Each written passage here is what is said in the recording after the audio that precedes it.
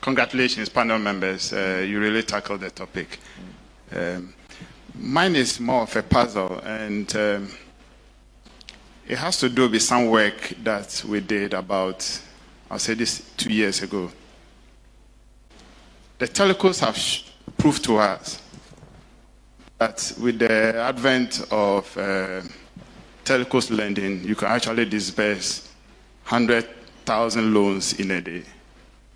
So I took it upon myself, based on my schedule, to find out what exactly are the banks giving their customers in terms of their banking app. And I sampled about 20 banks. And to my surprise, only 2 banks were doing direct lending within 2 minutes to their customers. So about the rest of all the banks, the app was just for movement of cash and nothing in terms of lending. So I'm asking myself,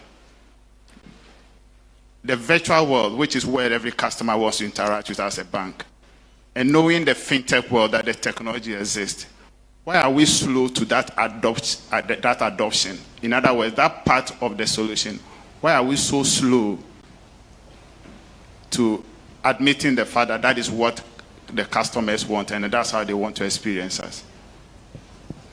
I think I'll leave it to any of the panelists who want to respond to it. Yeah, let me attempt a response.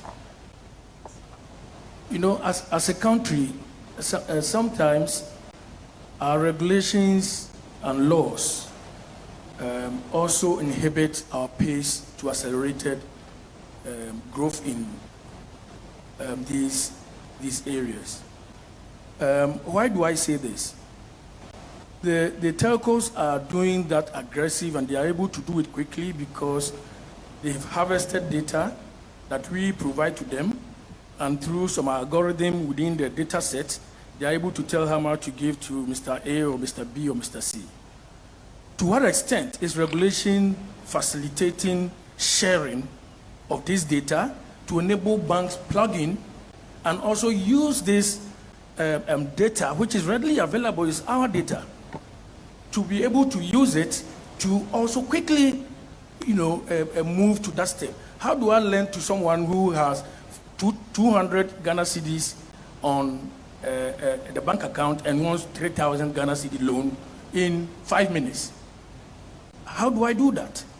But with your digital footprint alone, even if you have nothing on your bank account, I know what you are capable of transacting, and through that, I can quicken and hasten my pace or the bank's pace towards delivery of this.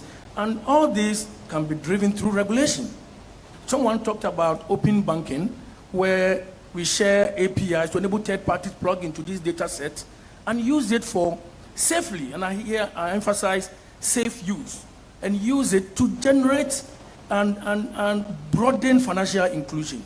So it's not like banks do not want to do it, but the avenues and the data availability is more or less not shared. We don't know where that data is sitting. I have my data sitting there.